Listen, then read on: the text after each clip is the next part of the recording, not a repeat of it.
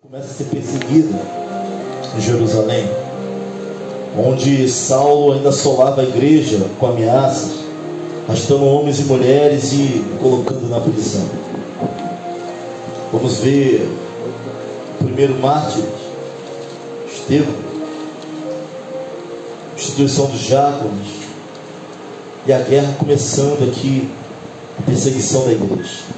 O versículo 4 diz assim: mas os que andavam dispersos iam por toda parte anunciando a palavra.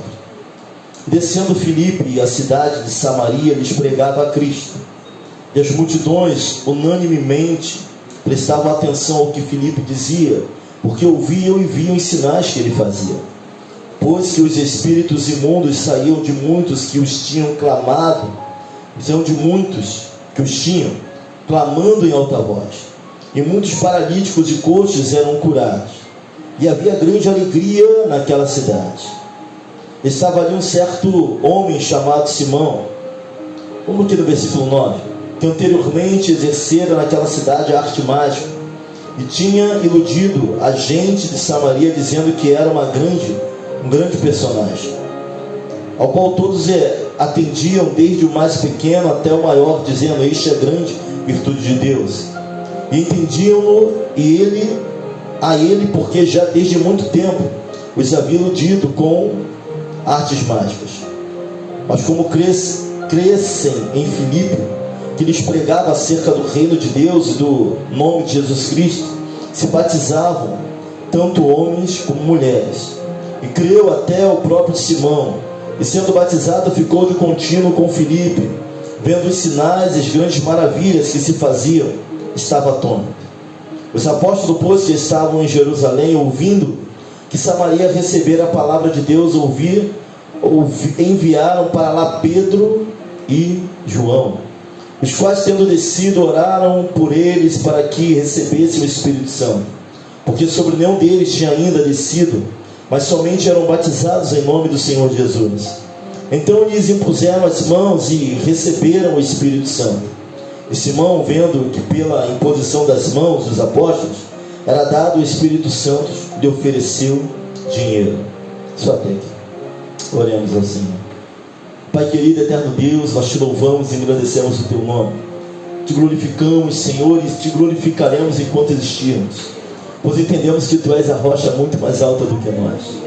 Tu és aquele que, com apenas um gesto, com apenas um estalar, Senhor, pode mudar toda a trajetória da nossa vida.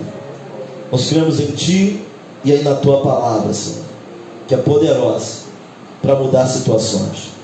Oramos pelo povo que aqui está, Senhor. Ao começar por mim, Pai, vem e fala de uma forma sobrenatural. Toca no nosso íntimo. Que não seja mais uma quarta-feira que eu vou para a igreja, mas que eu possa entender que eu estou em encontro com a Tua palavra. O Senhor jamais vai deixar de falar conosco. Assim nós oramos e te agradecemos, no nome que é sobre todo nome, nome poderoso de Jesus. Amém, amém e amém. Podem sentar, mas não fique acanhado de glorificar o nome dele, porque ele é bom. Eu peço sua atenção aqui, toda a sua atenção, para aquilo que vamos estar falando nessa noite. A pregação, o tema é Indo aos Samaritanos, parte 2. Você lembra que quarta-feira passada nós falamos sobre Indo aos Samaritanos, parte 1, em que Jesus teve um encontro com a mulher samaritana. Nós falamos um pouco, fazendo uma retrospectiva, de como era o relacionamento entre samaritanos, judeus e quem nasceu na Galileia, ali na questão de bairro. Havia um preconceito também. Quem nascia na Galileia, galileu, assim como Jesus, era considerado caipira, alguém bronco. Mais ainda contra Samaria. Nós falamos também na semana passada sobre o cativeiro do Reino do Norte, as 10 tribos do Reino do Norte, as 2 tribos do Reino do Sul, Judá, tribo de Efraim. O Reino do Norte sucumbe, a Síria deporta mais de 28 mil israelitas pelo Império Persa. Agora a capital do Reino do Norte, chamada Samaria, colonos conquistados de outros lugares são colocados em Samaria. O povo ali se mistura. Surge então agora o fim do Reino do Norte, e agora um povo chamado de samaritanos, um povo misturado. que não adorava só um Deus, pelo contrário. Pessoas trouxeram também sua cultura, seus deuses, e se misturaram aos remanescentes de Israel que ficaram em Samaria. O povo, o reino do sul, também vai para o cativeiro. E conhecemos a história do cativeiro babilônico. Dura mais ou menos 70 anos. Quando voltam na Babilônia, se deparam com um povo esquisito e misturado, e houve guerra. Vamos olhar para Neemias, Sanbalate, Tobias, o povo que estavam ali naquelas terras. Houve muita luta. Então, samaritanos e judeus se achavam superiores a samaritanos se achavam superiores a judeus. E vamos ver que Jesus ele passa por Samaria, importava passar em Samaria. Era necessário passar em Samaria, não porque era o único caminho para ele ir para Galiléia, mas porque ele tinha uma missão em Samaria, de levar o evangelho àquela mulher, e ele escolhe a mais desprezada, a que vai pegar água quando ninguém pode pegar. Ele escolhe a mulher que por algum motivo foi repudiada, que teve vários maridos e o último também não era dela, não estava num relacionamento convencional. Ninguém vai falar na Bíblia que aquela mulher era uma prostituta, pelo contrário, fala que ela teve vários maridos e agora está numa relação que não era uma relação de casamento, mas era uma mulher mal vista pelas outras mulheres, tanto que ela vai pegar água sozinha, e ali ela vai sofrer uma metanoia. Jesus vai pedir água para ela, e o relacionamento vai começar com o pedido de Jesus. Ele começa o relacionamento pedindo algo, não dando algo. Vai pedir água para ela, e vai falar para ela, se ela entendesse quem é que está pedindo água para ela, e o dom que estava sobre ele, ele pediria a água da vida. Conversamos um pouco sobre esse diálogo de Jesus e a mulher samaritana, e Jesus vai falar de uma forma que ela entenda. Falamos do significado de água da vida, vai aparecer a primeira vez lá no Antigo Testamento, quando os homens de Isaac, vai haver contenda com os pastores de Gerar, vão entulhar vários poços, ele vai sair e vai encontrar a água da vida num dos poços. É a água de nascente, é uma água que não cessa. Jesus vai se comparar a isso para que a mulher entenda quem está falando com ela. E no fim de toda a conversa nós vamos ver que nem sempre a nossa necessidade terrena é realmente a coisa mais importante. Ela foi pegar água no poço, o cântaro fica. O que é cântaro? O pote. E ela vai anunciar aquilo que ela ouviu da parte de Jesus. Ele vai falar para ela, Yahvé, eu sou. Quem fala com ela era simplesmente Senhor, Deus Todo-Poderoso. E ela sai correndo, e outros samaritanos vão se chegar até ela para ter com Jesus. Ou seja, Jesus faz uma evangelista imediata. Assim como quando ele atravessa para Gadara, ele vai encontrar ali um homem endemoniado, um homem sem perspectiva, um escravo de demônios, e Jesus vai fazer ali um evangelista imediato, que não vai nem permitir que o siga, mas que ele volte para a casa dele e fale tudo aquilo que aconteceu na vida dele. Olhe para alguém que está do seu lado e fale assim: Jesus quer fazer de você também um evangelista imediato. Alguns têm medo dessa responsabilidade. O fato é que alguns têm medo de ser isso, aquilo que Deus quer que ele seja. Mas acredite, enquanto batermos o pé, enquanto formos na direção contrária, nunca seremos completos. Pastor, seguir a Cristo às vezes traz guerra. É melhor passar a guerra seguindo a Cristo, irmão, do que viver uma vida toda correndo daquilo que ele tem para nós, e no final da vida ver que não valeu a pena viver correndo disso. Estou fazendo essa retrospectiva para você entender a parte 2, que é indo aos samaritanos, parte 2. Que os samaritanos, primeiramente, é o mestre, e para o mestre não tem preconceito, nem de cor, nem de região, nem de raça, nem se está misturado, nem se está sujo, nem se está imundo, nem se está endemoniado. Jesus, quando quer salvar, ele salva. Quando ele quer ter um relacionamento com alguém, ele limpa e ele traz para a presença dele. Aleluia. Mas a questão agora é que Atos agora não é o mestre, são os discípulos.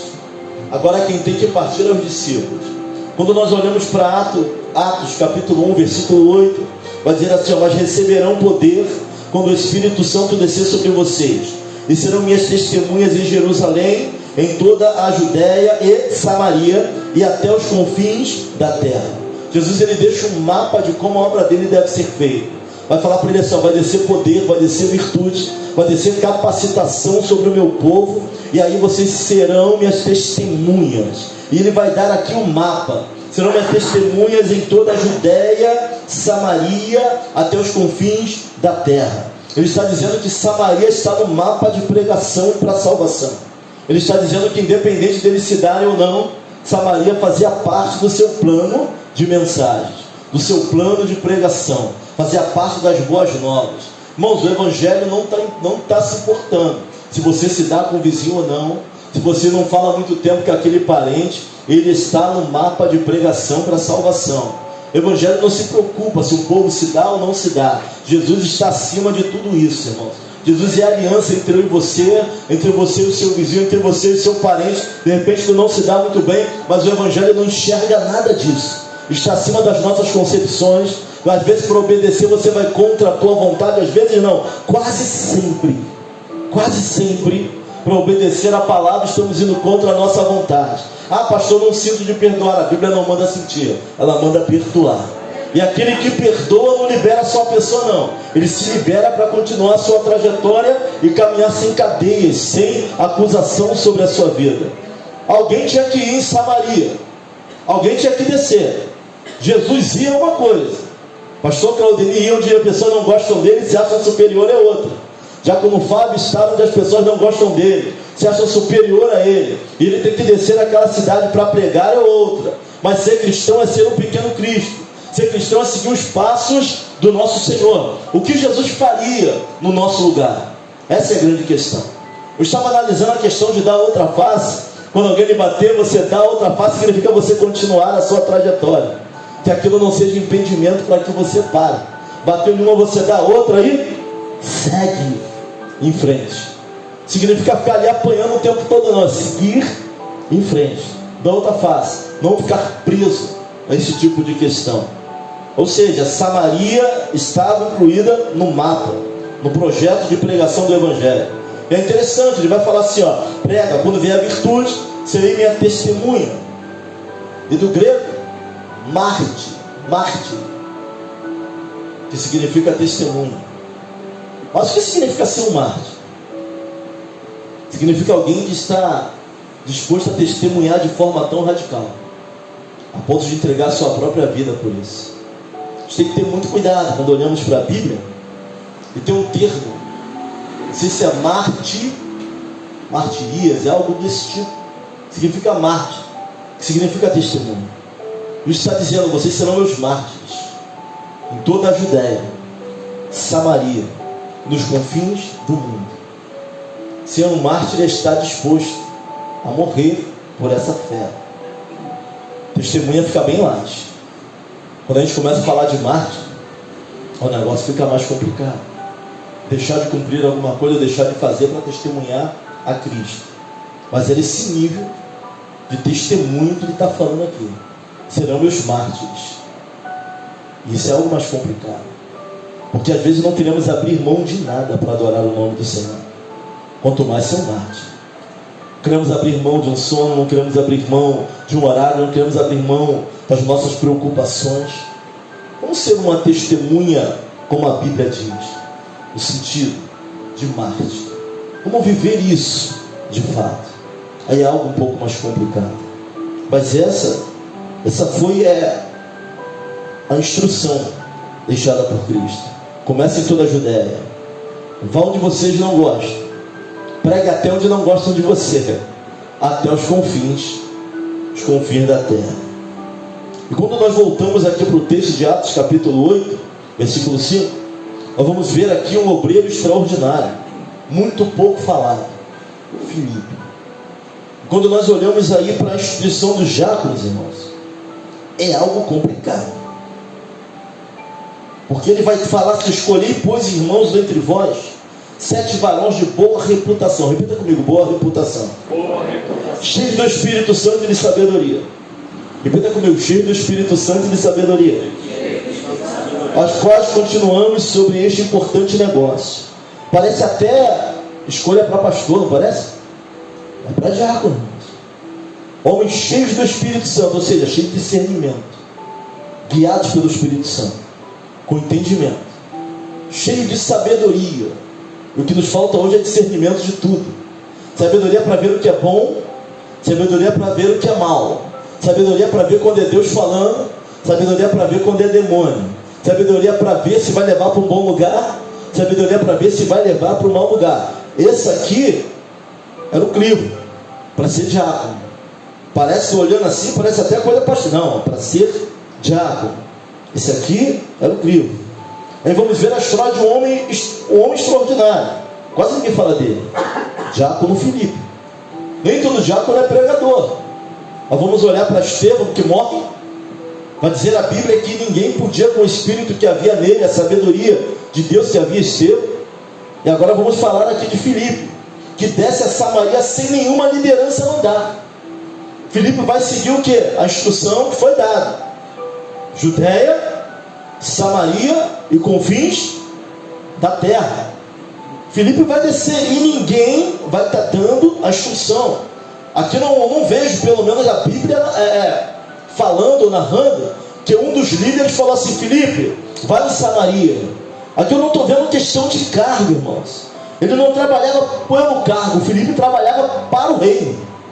Ele desce, ele é diácono, ele vai de repente onde ninguém queria ir. Ele vai pregar aonde? Aos samaritanos. Ele vai descer para o povo que se achava superior, e ele em algum momento se achou superior àquele povo, não sei, mas ele vai pregar justamente para aquele povo. A Bíblia vai dizer no versículo 6 que a multidão unanimemente prestava atenção no que Filipe fazia, no que Filipe falava. Filipe, quando chega em Samaria, ele começa a pregar a palavra, o evangelho. Ele era usado com sinais, com prodígios. O Espírito do Senhor estava sobre a vida de Filipe, e a multidão de forma unânime olhava para aquilo, prestava atenção no que Filipe fazia. E algumas vezes nós não vamos ver o mover de Deus na nossa vida, porque não há unanimidade em quem está ouvindo, não há unanimidade em quem está sentado para ouvir. Mas vamos ver em Samaria uma multidão unânime. Onde há unanimidade, há unidade naquilo que eles estão falando. E onde há unidade, o Espírito do Senhor, ele opera de verdade. Ele pregando ali, todos estavam olhando com os olhos fixos, unânimes, olhando para aquilo que Filipe estava dizendo. As multidões, não era um, não era dois, não era uma, as multidões, ou seja, pessoas de pessoas, olhando aquilo que Filipe estava pregando, ouvindo, unânime, prestando atenção. Não havia ninguém que não estivesse prestando atenção.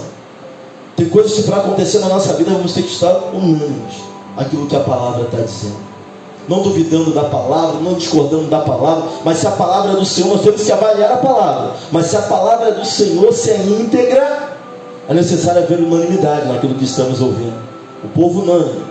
E o que mais me deixa curioso nessa unanimidade é que no versículo 7 vai dizer o seguinte: pois que os espíritos imundos saíam de muitos que os tinham, clamando em alta voz, e muitos paralíticos e coxos eram curados. Ou seja, se os espíritos imundos saíam de muitos e houve cura, nos dá a entender que muitas daquelas doenças eram doenças espirituais.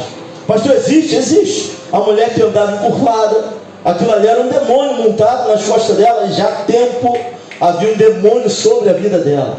Então, quando olhamos aqui, demônios correndo, gritando, clamando em alta voz, paralíticos e coxos sendo curados, havia cura. Ou seja, a cidade de Samaria estava um caos. Mas se o evangelho já havia chegado naquela cidade, se Jesus pregou para a mulher samaritana, se ela levou as boas novas, se eles vieram ter com Jesus, e a pergunta que eu me fiz: por que aquela cidade estaria em caos? Irmãos, se nós temos a palavra sobre a nossa vida, se nós oramos, se temos Jesus como nosso Salvador, por que a nossa vida, às vezes, nossa casa está um caos? Por que o nosso dia a dia está um caos? Havia demônio para todo lado, enfermidade para todo lado. Mas alguém já não ouviu a palavra? Aquela mulher com certeza não levou a palavra para Samaria. Samaritanos não vieram ter com Jesus naquele poço. Mas por que agora, entre a passagem, a visita de Jesus, a morte e a ressurreição, descida do Espírito Santo, Samaria está um caos? Essa é a pergunta que eu me fiz. Por quê? Se houve palavra, se Jesus esteve com ela, e por onde Jesus passa, o cristão, o evangelho fica. Mas Samaria estava um caos. Demônios gritando, pessoas doentes. E interessante que eu vi uma mensagem parecida com essa de um missionário, que ele foi numa tribo e tinha uma mulher grávida de mais de 9 meses, já era para ter nascido, estava cruado o negócio, enfermidade, doença. E ele teve que orar e foi usado por Deus para que algumas coisas fossem desatadas no meio daquela aldeia. Assim estava Samaria. Demônios, doença, enfermidades, estavam caos. E Deus me levou na minha pergunta, eu espero ter te deixado curioso também nessa noite, para Mateus capítulo 13, onde vai falar da parábola do semeador. Falei, Senhor, mas se temos a tua palavra, Senhor, se oramos a ti, se temos o teu Espírito sobre nós, por que algumas coisas estão tão travadas? Por que algumas coisas não acontecem? E Deus me levou a parábola do semeador. Mateus capítulo 13, versículo 3 diz assim: e falou-lhe de muitas coisas por parábolas, dizendo: eis que o semeador saiu a semear.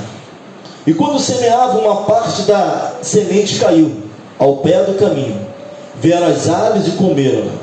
A outra parte caiu em pedregais, onde não havia terra bastante, e logo nasceu, porque não tinha terra funda. Mas vindo o sol, queimou-se, secou-se, porque não tinha raiz. Outra caiu entre espinhos, os espinhos cresceram e sufocaram-na. E outra caiu em boa terra, e deu fruto, um a 100, outro a 60, outro a 30. Quem tem ouvidos para ouvir, que ouça. Eu falei, Senhor, por que Samaria está um caos? É quando nós vamos fazer a interpretação da parábola do semeador, vamos entender que o semeador é aquele que anuncia a palavra. A semente é a própria palavra. E os 4 tipos de solos são a forma com que as pessoas recebem essa palavra. Um dia a gente vai tirar um domingo para pregar sobre isso aqui. Estou falando ainda Samaritanos parte 2, mas me é interessante porque que a palavra chegou e o que houve nesse inteirinho naquela cidade. O que aconteceu naquela cidade. Então os 4 tipos de solo são as pessoas e a forma como qual elas vão receber essa palavra. À beira do caminho, caiu semente à beira do caminho. São as pessoas que até ouvem, mas não creem, têm um coração duro, não recebem a palavra. São as sementes caindo à beira do caminho. Até ouve, mas não entra. Até ouve, mas não quer. Até ouve, entra no ouvido e sai no outro. Pessoas com coração duro. As aves que comem a semente são símbolo de Satanás, que vem e tiram-lhe a palavra para que não os salve. São os ídolos, as inclinações, são os amores, só aquilo que a gente não quer abrir mão. Pelo contrário, são as aves que comem a semente à beira do caminho. O solo rochoso são as pessoas superficiais, emotivas, com questões internas. Até ouvir a palavra, até se alegra, até vai no meio. Oba, vamos começar a igreja. Motivo, no oba-oba. As pedras com pouca areia logo nascem, mas como é pedra não tem raiz. E se não tem raiz, vem o sol, vem o vento, vem a chuva, ó, arranca, porque não tem raiz. Ou seja, de maneira nenhuma, o evangelho sem raiz é o evangelho sem fruto. Qualquer decepção tira, qualquer decepção arranca, qualquer guerra, qualquer luta tira da posição. Terceiro tipo de solo. Quarto tipo de solo, o terceiro, o solo com espinho. São pessoas que até ouvem, mas as suas próprias preocupações, sabe? As preocupações deste mundo, as inclinações, os egoísmos, os amores desse século não deixam dar fruto. São os espinhos, sufoca. É mais preocupação do que fé. É pouca fé naquele que veio para nos livrar, para nos curar, e muito mais pensamentos de preocupação, de luta, de guerra, de ansiedade, do que confiança naquele que nos chamou. Entrega o teu caminho ao Senhor, confia nele, o mais ele são os espinhos. Até caiu a palavra, mas sufocou e não deixou dar fruto. E vem o quarto, tem um solo estéril. São as pessoas que ouvem a palavra, recebem com fé em seus corações e frutificam a 10, a 100, a 1000. Esse é o solo fértil. Pastor, o senhor que está dizendo? Eu não, é a palavra que está dizendo. E fica aqui uma pergunta para nós. É uma pergunta retórica. Que tipo de solo você é? Essa é a grande questão. Então, muito provavelmente a palavra chegou em Samaria, mas algumas caíram na beira da estrada, outros comidos pelas aves, outros no solo pedregoso, não criou raiz, outros no solo espinhoso. Mas quem deu fruto? Quem frutificou? Irmãos, isso aqui é uma parábola. Quem tem ouvidos ouça, porque é uma parábola para nos causar preocupação, de pensarmos que tipo de solo nós somos. Se pedregoso, se não cria raiz, se vê um sol, vê um vento e logo arranca, e a palavra não frutifica e não cresce. Por que ele acaba dizendo a parábola, quem tem ouvidos ouça? Porque é algo a perturbar. Porque talvez não sejamos um solo tão bom como pensamos. Se não dá fruto, se não frutifica, então não somos o solo fértil, não somos o solo bom. Então para que servimos? Se a árvore não dá fruto, serve para quê? Para ser arrancada e jogada no fogo. Serve, tem que dar fruto. Mas a questão é que tipo de solo nós temos sido na presença do Senhor, nessa grande seara. Quem somos nós? O solo pedregoso, os da beira do caminho, ou dos espinhos, ou que frutificam de fato? Sabe, alguma coisa aconteceu naquela cidade, porque parece que eles continuaram na mesma. E Filipe desce, mas a palavra não volta vazia. Já tinha ouvido, ficaram unânimes, mas estava em grande desgraça. Quando Filipe começa a pregar, os espíritos saem, porque onde habita o Espírito de Deus, o Espírito Santo, tudo aquilo que é ruim tem que sair. Às vezes basta uma pessoa, irmãos, basta uma pessoa, um representante. Pastor, o senhor não conhece a minha vida, meu quintal, minha família? Basta você para mudar toda aquela realidade, basta você. Aleluia! Sabe, eu vejo um Filipe transformado, eu vejo um diácono aqui que sofreu uma metanoia, porque isso é algo que nós precisamos prestar atenção. Em Romanos 12:2, não nos conformeis com o presente século, mas transformados pela renovação, a renovação da mente. Alguém que sofre metanoia, ele não só muda ele, mas tudo aquilo que está ao redor dele. As coisas ao seu redor têm que mudar também.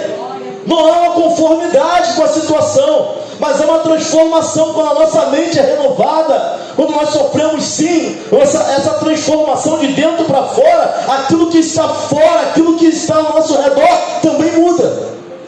Como é que a gente consegue mudar o que está ao nosso redor? Transformando a nossa. Só Deus pode fazer isso. Então eu vejo um Filipe descendo onde ninguém desceria. Eu vejo Filipe ir a um povo que outras pessoas talvez não iriam. Eu vejo ele pregando com poder e autoridade em Deus, porque houve uma mudança. O contato mudou. Pastor, era um diácono. Por que eu estou repetindo tudo isso, irmão? Porque Deus nos chamou para o seu reino, para fazer independente de cargo, independente de quem sejamos. Deus colocou talento em pessoas, e nós não trabalhamos por cargo, mas trabalhamos para o reino de Deus.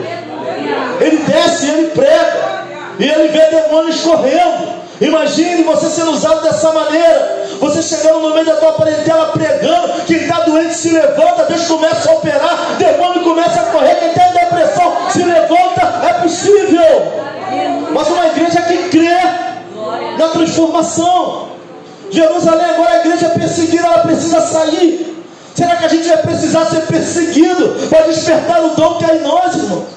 A unção que está sobre a vida da igreja, um homem só. Ele vai a Samaria, um homem com o Espírito de Deus na frente, assim como Davi com Deus na frente. Faz diferença. Ele começa a pregar, as multidões unânimes começam a ouvir. Você vai na casa de alguém que é teu inimigo, a tendência é ele não te ouvir, mas estavam tão mal, até o momento Deus prepara. Porque quem está no fundo do poço tem uma saída que é olhar para cima, não tem como sair olhando para baixo. Começa a ouvir ele pregando, os demônios começam a partir em retirada, a correr, clamando em alta voz, paralíticos começam a andar. Versículo 8: e havia grande alegria naquela cidade.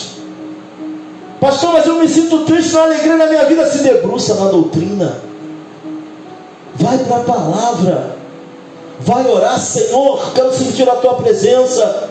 Onde o evangelho chega existe alegria, cura. Houve grande alegria naquela cidade, onde a palavra é ouvida unanimemente, onde nós paramos e guardamos no coração. As coisas acontecem sim. Mas será que ainda cremos nesse evangelho?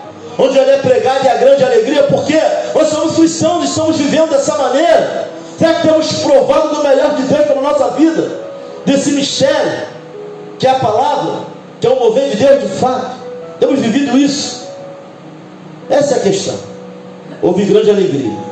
A cidade que estava acabada, destruída, demônios partem em retirada. Onde Deus chega, o demônio tem que sair.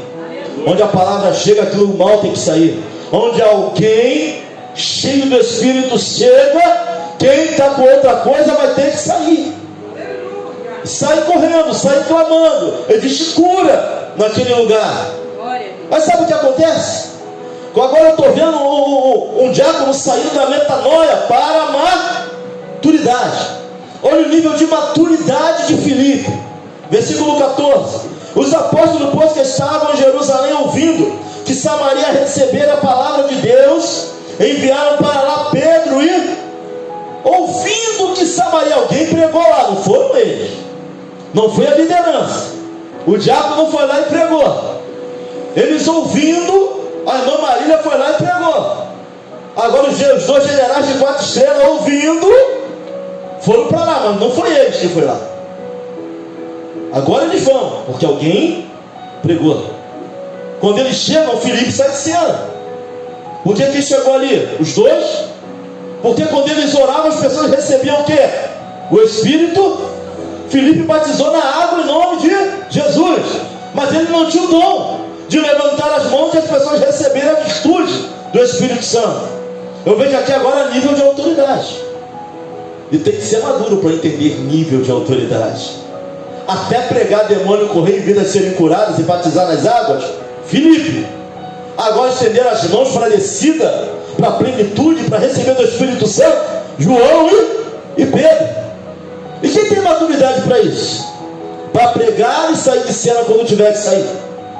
Quem tem maturidade para isso? Para até ali fazer e dali para lá vir outro e fazer no seu lugar.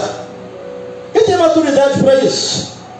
Para começar um trabalho e depois o pastor vai e bota outra pessoa, depois que o trabalho está firmado, está grande, alguém fala assim: olha, agora quem vai assumir é fulano, não é mais você. Quem tem maturidade para isso? Isso é nível de autoridade. Pastor, por que Filipe não podia levantar as mãos? Soberania de Deus. Por que esse dom foi dado aos apóstolos? Soberania de Deus. Não me pergunte, mas a autoridade para isso estava sobre os apóstolos. Diácono Filipe, pregar, expulsar demônio, ser usado com cura. A mesma coisa que Paulo foi usado, Filipe foi usado também. Mas só que o estender de mãos para receber do Espírito tinha que vir de onde? 2 apóstolos. Então saber o seu lugar no corpo é sinal de maturidade. Sabe, você não vai chegar na maturidade sem passar pela transformação. Não vai. Você ainda não está maduro para algumas coisas, é porque não foi transformado no todo. Pastor, como é que eu faço isso? É descendo. Mas eu me esforço, não é no teu esforço. Não tem como chegar nisso no esforço natural. Tu pode até se posicionar, mas quem vai fazer a obra em nós é Ele. Se não tiver a intervenção do sobrenatural, você não muda, muito menos amadurece. Se não houver metanoia, não tem amadurecimento. Eu vejo aqui Filipe entendendo qual é o seu lugar, e sem dificuldade nenhuma. E que diácono, meu irmão! Quando olho para a palavra, poucos foram usados como Filipe. Desceu para onde ninguém desceu. Quando ouviram falar, vieram e não entendiam porque ele sai do foco. Até agora a multidão unanimemente olhava para quem? Para Filipe. Mas agora quem chega? Pedro e João. E agora o foco é outro. Ele entende o seu lugar.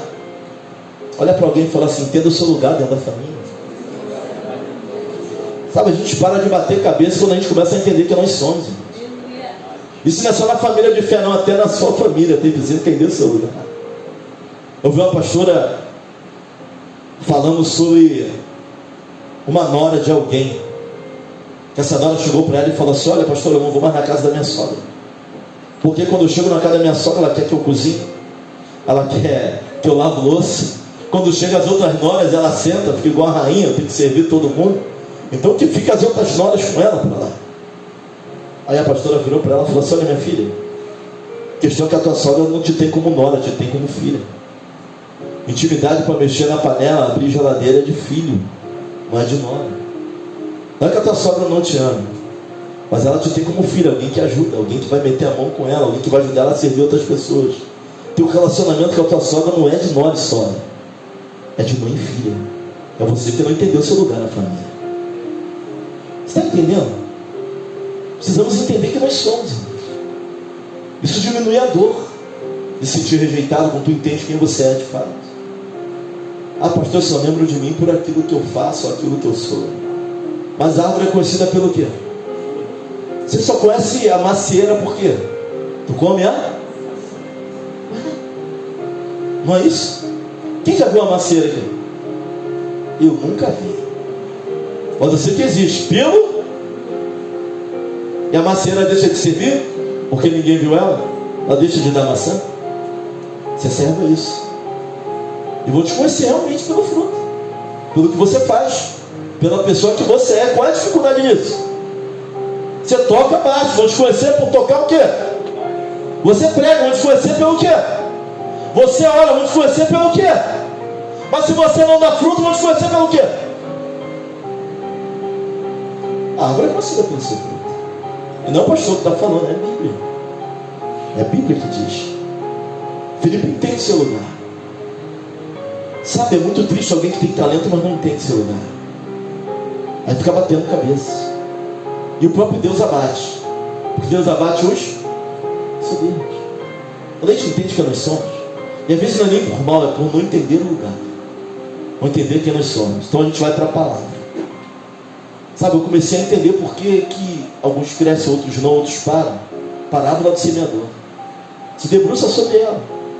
Lê Mateus capítulo 13, lê direitinho. Pede a Deus ali a revelação daquilo. Quem sou eu? Que tipo de terra nós somos? Que tipo de terra nós somos? Onde a palavra vem da fruta, que tipo de terra nós temos sido? Sabe, eu vejo o Filipe muito tranquilo quanto a isso, quanto ele sair de cena, quanto ele fazia a parte dele, quanto haviam os apóstolos lá de outro lugar, ouviram falar, estenderam as mãos das pessoas, porque Deus estava no negócio. É soberania de Deus. Mas eu posso fazer o que o pastor Claudemir faz. Cuidado, porque o pastor Claudemir também não consegue fazer o que você faz. Se eu for dançar igual essas meninas aqui, eu vou rodar no quebrado, vai dar ruim. Eu tenho noção disso. Tranquilo, pastor não sabe de tudo. Por isso que nós somos um corpo, mãos, pés, e nós não temos a mesma função. E para poder funcionar, nós temos que saber o nosso lugar, porque nós já estamos saindo de metanoia para maturidade. Daqui a 2 semanas vamos falar de maturidade. Então eu vejo Filipe, a mudança, eu vejo Filipe metanoia, mas eu vejo Filipe muito maduro. Diácono Filipe, em relação a saber quem ele é. Não é por carne. Trabalhamos para o reino de Deus, irmãos. Essa é a grande diferença. Vamos lá para o versículo 26. E o anjo do Senhor falou a Filipe, dizendo: levanta-te e vai para a banda do sul, ao caminho que desce de Jerusalém para Gaza, que está deserto. Ele levantou-se e foi. E esse homem etíope, eunuco, mordomo mor, olha só, versículo 27, de Candace, rainha dos etíopes, o qual era superintendente de todos os seus tesouros, e tinha ido a Jerusalém para a adoração. Olha o que Deus vai fazer com Filipe. Vai tirar ele do meio das multidões, e agora vai mandar ele para o deserto. Olha para alguém e fala assim: tem que ter maturidade. Uma hora tu está pregando para um montão de gente, outra hora por causa de um homem, um eunuco, tu vai parar no deserto. Uma hora tu tem tudo, outra hora tu não tem. Vê ele reclamando aqui? Servo. Maturidade. Você pode pregar para 2.000 como pregar para 4. Qual a diferença? Você está pregando a palavra. É a mesma responsabilidade. Não pela quantidade, mas pelo que eu estou falando. Filipe, ele vai. Versículo 29. Disse o Espírito a Filipe: chega-te e ajunta-te a esse carro. Olha só, ele é diretamente guiado por quem? Você não vê, Filipe não está em bando. Filipe não desce ele mais um, ele está o quê? Sozinho. Mas lá na frente, na Bíblia, tu vai pesquisar em casa, a referência para Filipe já não é mais diabo, é evangelista. Filipe, evangelista nato. Função de, mas ele é evangelista nato. Olha o versículo 39. E quando saíram da água, o Espírito do Senhor arrebatou a Filipe, e não viu mais o eunuco, e jubiloso continuou o seu caminho. E Filipe se achou em Azoto, e indo, passando, anunciava o evangelho em todas as cidades, até que chegou a Cesareia.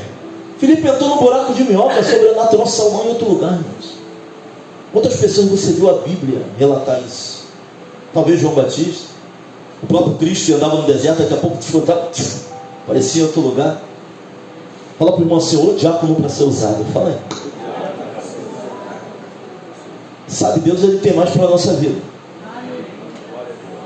É mudança, metanoia, maturidade.